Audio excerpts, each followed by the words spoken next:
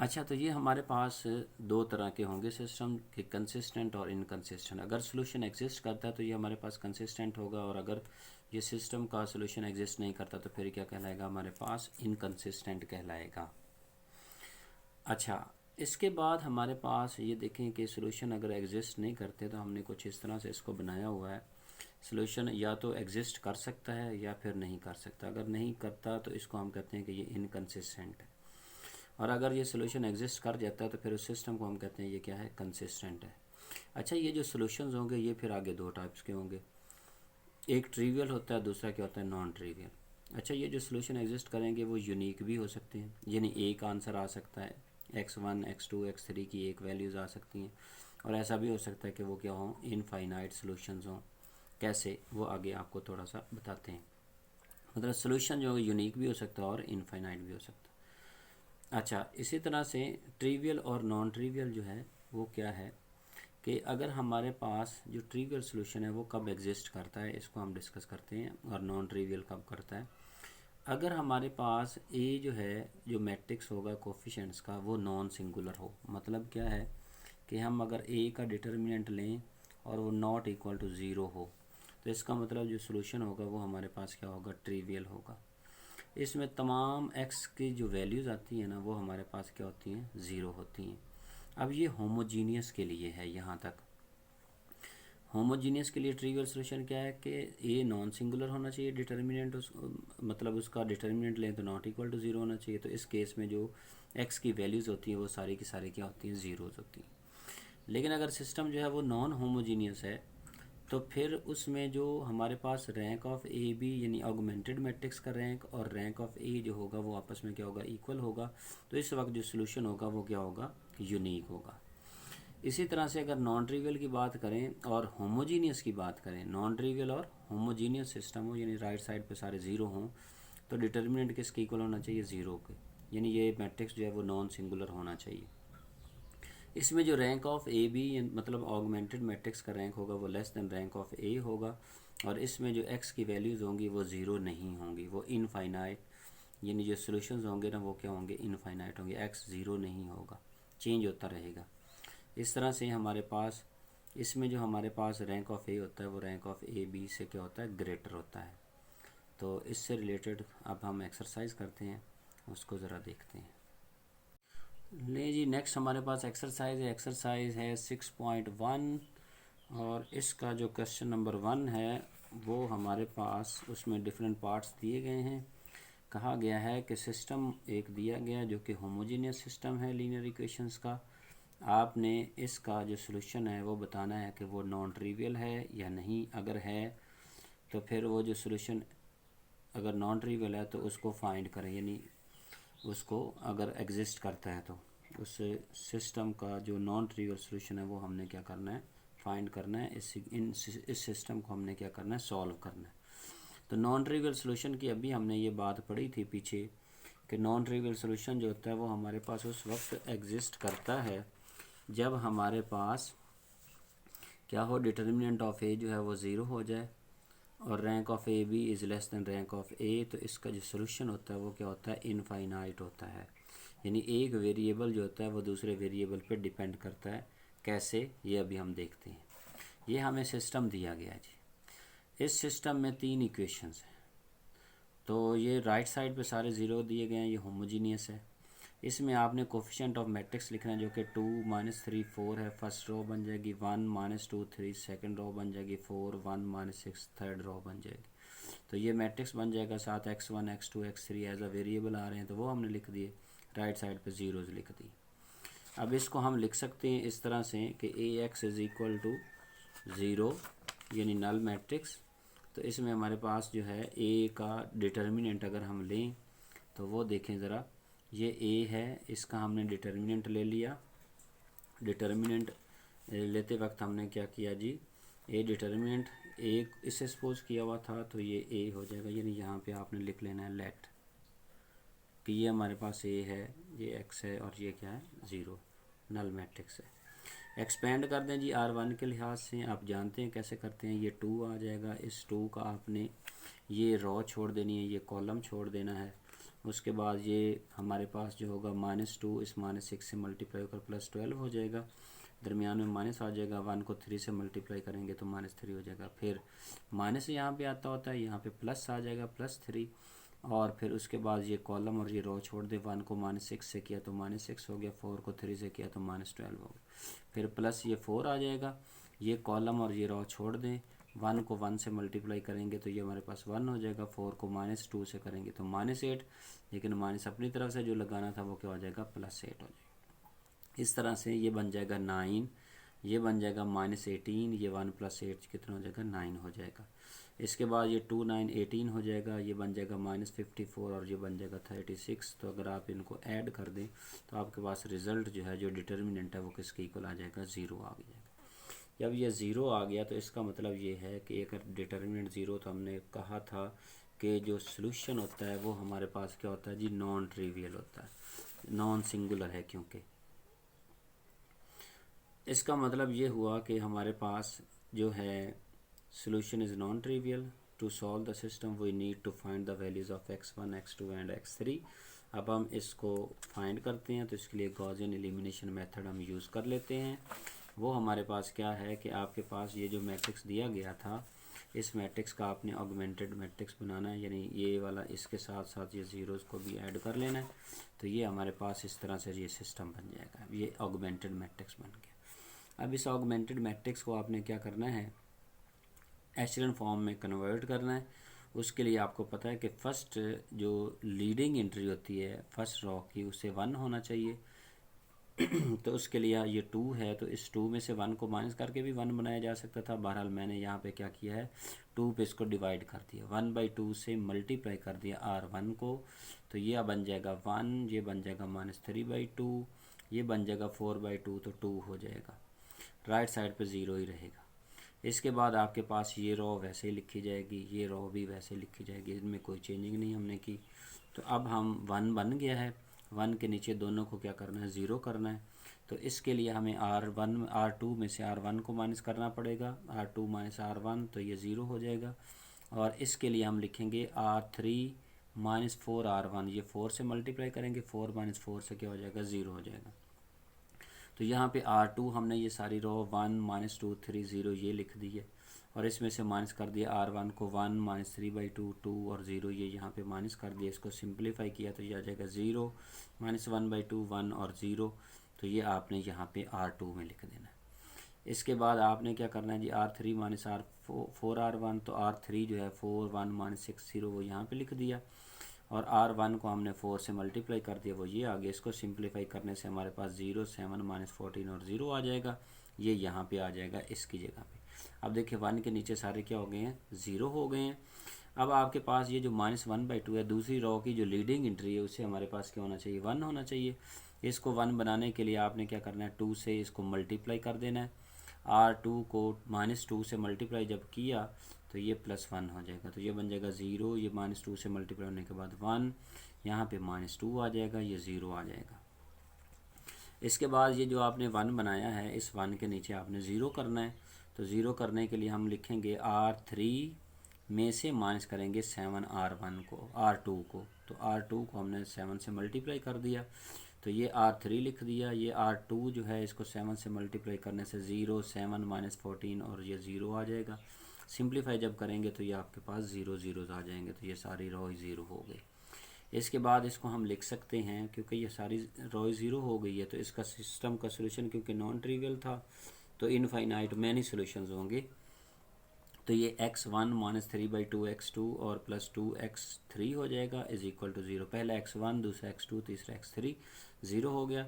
दूसरा x2 - 2 x3 is equal to 0, क्योंकि x1 इसमें 0 हो गया था, उसका कोफिशेंट जो था। इसके बाद ये लास्ट जो है वो 0 इज इक्वल टू 0 हो जाएगा। हम x2 में से हम वैल्यू फाइंड कर लेते हैं, x3 की फॉर्म में वो बन जाएगी 2x3, और फिर x1 जो है उसको इधर ही रहने दिया, इन दोनों को उठा के दूसरी साइड पे ले गए, तो वो ये प्लस हो जाएगा, ये माइनस हो जाएगा। इसमें आपने ये जो x2 की वैल्यू थी, ये आपने यहाँ पे क्या कर देनी है, पुट कर देनी है। तो ये 3/2 x2 की बजाय ये क्या हो जाएगा, 2x3 आ जाएगा x2 की बजाय। 2 से 2 कैंसिल हो जाएगा, 3x3 - 2x3 इसमें से ये माइनस करेंगे तो ये x3 आ जाएगा। इसके बाद आपके पास जो x1 है वो x3 की फॉर्म में लिखा, x2 भी x3 की फॉर्म में 2x3 है तो x3 भी x3 ही रहेगा। इसका मतलब ये हुआ कि ये हमने क्या किया है कि जो जो वेरिएबल्स थे ये एक ही वेरिएबल पे डिपेंड कर रहे हैं। इसको इस तरह से बुक में लिखा हुआ है इसके आंसर। अगर इसको हम चेंज करना चाहें तो ये हम इसमें टी की फॉर्म में भी लिख सकते हैं। तो अगर हम टी की फॉर्म में लिखें तो वहाँ तक सोल्यूशन तो आपका काफ़ी था, लेकिन मैंने ये भी लिख दिया, जो बच्चा ये करना चाहे ये भी ठीक है। बुक में उसी तरह से आंसर दिया हुआ है। इनफाइनाइट मैनी सोल्यूशंस का मतलब होगा ये देखें ये x3 इक्वल टू टी है। हमने सपोज कर लिया तो जो हमारे पास x1 था, x1 हमारे पास था x3 तो x1 t हो गया, और x2 जो था वो हमारे पास क्या 2x3 है तो x3 की जगह पे भी t पुट कर दिया। तो इस तरह से x1 x2 x3 जो है वो हमारे पास t 2t और x3 t हो गया। तो ये पैरामीट्रिक इक्वेशंस कहलाती हैं। यहाँ पे जो t होता है ना वो बिलोंग करता है सेट ऑफ रियल नंबर्स को। इसमें से इसका मतलब ये होता है कि अगर आप कोई भी नंबर ले लें तो वो उस इक्वेशन को क्या करता है, सेटिस्फाई करता है, यानी इसके इनफाइनाइट मैनी सॉल्यूशंस होते हैं। फॉर एग्जांपल अगर हम देखें तो ये जो सिस्टम था हमारे पास, सिस्टम हमारे पास जो था वो ये था, ये वाला। इसमें हम क्या करते हैं कि ये जो t है वो जो हमने कहा कि वो रियल नंबर को बिलोंग करता है। अगर हम सपोज़ कर लें कि जो t की वैल्यू है वो हमारे पास है जी 0। अगर t हमारे पास 0 है तो देखें जो हमारे पास x1 होगा वो भी 0 हो जाएगा, जो x2 है वो भी 0 हो जाएगा, जो x3 है वो भी क्या हो जाएगा, 0 हो जाएगा। क्योंकि यहाँ पे देख रहे हैं t0 पुट करने से हमारे पास 0 0 0 हो जाएगा। ठीक है, तो ये सारे ही जब 0 हुए तो इस सिस्टम में आप किसी भी इक्वेशन में आप 0 पुट कर लें तो ये भी 0 ये भी 0 ये भी 0, तो सारे 0 हो जाएंगे। तो left hand side is equal to right hand side हो, ये तो एक सोल्यूशन हुआ। अगर हम t की वैल्यू जो है वो 1 पुट कर लेते हैं तो फिर आपके पास जो x1 है ना वो देखें जो हमने सोल्यूशन फाइंड किए थे वो हमारे पास t जो है वो 1 हो जाएगा, x1 1 हो जाएगा, जो x2 है वो 2 हो जाएगा यहाँ 1 पुट करने से, और जो x3 है वो हमारे पास क्या बन जाएगा 1 पुट करने से 1। तो इसका मतलब x1 की ये वैल्यू, x2 की ये वैल्यू, x3 की ये वैल्यू है। इसको अगर हम इस सिस्टम में पुट कर लें तो ये सिस्टम हमारे पास जो है ये है 2 और x1 की वैल्यू 1 हो गई, -3 x2 की वैल्यू कितनी है 2 और x3 की जो वैल्यू है वो हमारे पास है 1 इज़ इक्वल टू 0। तो 2 1 2 होता है, 3 2 6 होता है, +4 इज़ इक्वल टू 0, तो 0 इज़ इक्वल टू 0 आ गया। इसका मतलब ये है कि आप इसमें t की कोई भी वैल्यू पुट कर लें वो इसके लिए सेटिस्फाई होगा। सॉरी, इससे पहले अजान हो रही थी तो हमने वो रोक दी थी वीडियो। तो अब हम क्या करते हैं कि जिस सेकंड पार्ट जो है वो स्टार्ट करते हैं। इसको भी हमने क्या करना है, ये वही क्वेश्चन है जो फर्स्ट हमने किया है कि होमोजीनियस लीनियर इक्वेशंस का सिस्टम दिया गया है, सॉल्यूशन नॉन ट्रिवियल हो तो फाइंड करें। तो नॉन ट्रिवियल के लिए आपको पता है कोफिशिएंट ऑफ मैट्रिक्स जो होता है वो क्या होता है, 0 होता है उसका डिटर्मिनेंट। तो हमने यहाँ पे इसको मैट्रिक्स फॉर्म में लिख लिया ये वाला सिस्टम। तो मैट्रिक्स फॉर्म में इसको a सपोज कर लिया, इसको x और इसको 0, या b सपोज कर लें या o सपोज कर लें, आपकी मर्ज़ी है। लेकिन b जो है वो सारे के सारे एलिमेंट्स उसके क्या हैं, 0 हैं। तो a आपके पास है, इस a का आपने डिटर्मिनेंट लेना, डिटर्मिनेंट आपको लेना आता होगा। ये 2 हमने लिख दिया तो ये रो छोड़ दी, ये कॉलम छोड़ दिया, 1 को 3 से मल्टीप्लाई किया 3, दरमियान में माइनस आता है तो -4 को 1 से करेंगे तो -4, लेकिन वो +4 हो जाएगा। फिर यहाँ माइनस है तो यहाँ प्लस आ जाएगा, +3 हो गया, 1 को 3 से मल्टीप्लाई किया 3, 1 को 1 से मल्टीप्लाई किया 1, फिर +4 हो गया। फिर ये कॉलम और ये रो छोड़ दें, 1 -4 हो जाएगा, 1 1 1 हो जाएगा, माइनस का 1 हो जाएगा, ये 7 हो जाएगा, ये 2 हो जाएगा, ये -5 हो जाएगा। इस तरह से आपने क्या कर देना, 2 7 ज़ार 14, 3 2 ज़ार 6 और 4 -5 ज़ार -20। तो इसको ऐड करेंगे तो ये 0 हो जाएगा। इसका मतलब सोल्यूशन जो है वो हमारे पास क्या हो जाएगा, नॉन ट्रिवियल हो जाएगा। जब ये नॉन ट्रिवियल हुआ तो अब हम इसका सोल्यूशन फाइंड करते हैं। तो सोल्यूशन फाइंड करने के लिए आपको पता है x1 x2 x3 हमने अब फाइंड करना है। गाउसियन एलिमिनेशन मेथड हम यूज़ कर लेते हैं, तो इसका ऑगमेंटेड मैट्रिक्स बना लेते हैं। ऑगमेंटेड मैट्रिक्स आपको पता है कैसे होता है कि ये जो मैट्रिक्स बनाया है इसके साथ ये जो 0 0 राइट साइड पे इसको भी इंटर कर लेंगे, ऐड कर लेंगे, तो ये वाला इस तरह से सिस्टम बन जाएगा। अब ये 2 है तो इसको आपने अब इसकी एचरन फॉर्म बनानी। एचरन फॉर्म बनाने के लिए इस 2 को 1 बनाना है, 1 बनाने के लिए हमने 2 पे डिवाइड कर दिया। तो 1/2 को R1 से हमने मल्टीप्लाई किया तो ये 1 हो जाएगा, ये -3/2 हो जाएगा, ये 2 हो जाएगा, ये 0 ही रहेगा। ये देखें अब ये हमारे पास 1 बन गया, लीडिंग एंट्री फर्स्ट रो की 1 बन गई। इसके नीचे 0 बनाना बहुत आसान हो गया। R2 - R1 करेंगे तो R2 में 0 आ जाएगा, R3 - R1 करेंगे तो वो भी 0 आ जाएगा, क्योंकि ये है ही 1 1। तो R2 - R1, ये R2 की वैल्यू हमने लिख दी है, यहाँ से 1 1 1 0, इसमें से माइनस कर दिया R1 को, उनकी ये वैल्यूज़ लिख दी। इसको सिंप्लीफाई कर लिया, सिंप्लीफाई करने से 0 5/2 -1 और 0 आ गया, ये R2 की जगह पे आ गया। फिर R3 - R1, ये R3 की वैल्यूज़ 1 -4 3 और 0 लिख दिया, माइनस इसमें से कर दिया R1 को, ये R1 जो है वो यहाँ पुट कर दिया। इसको सिंप्लीफाई करेंगे तो हमारे पास ये रिज़ल्ट आ जाएगा। ये जो रिज़ल्ट है ये हम इसकी जगह पे यहाँ लिख देंगे। तो यहाँ पे देखें लीडिंग एंट्री 1 के नीचे क्या हो गए, ज़ीरोज़ आ गए। अब आपने ये जो 5/2 है, इस 5/2 को क्या करना है, 1 करना है। तो 2/5 से R2 को आप मल्टीप्लाई कर देंगे तो ये 0 हो जाएगा, ये 1 हो जाएगा, ये -2/5 हो जाएगा, ये 0 हो जाएगा। अब इसके नीचे आपने क्या करना है, 0 करना है। तो 0 करने के लिए आपने R3 में ऐड कर देना 5/2 R2 को। जब 5/2 यहाँ पे होगा, इसमें ऐड होगा तो 0 हो जाएगा। तो हमने यहाँ R3 पूरा लिख दिया है और उसमें प्लस कर दिया है। इसको 5/2 से मल्टीप्लाई करने के बाद ये 0 रहेगा, ये 5/2 ये कैंसिल होके क्या हो जाएगा, -1 आ जाएगा। अब इसको सिंप्लीफाई करेंगे तो देखें ये सारे ज़ीरोज़ हो जाएंगे। इस तरह से दोबारा फिर आपने ये x1, ये -3/2 x2, ये 2x3 = 0 हो जाएगा, और ये x2 -2/5 x3 = 0 हो जाएगा। इसमें आपने क्या करना है, जो x2 है उसकी वैल्यू x3 के फॉर्म में लिख ली। फिर x1 जो है उसमें लेफ़्ट साइड पे रखा, राइट साइड पे ले गए बाकी x2 और x3 के टर्म्स को। फिर उसमें x2 की जगह पे हमने 2/5 पुट कर दिया।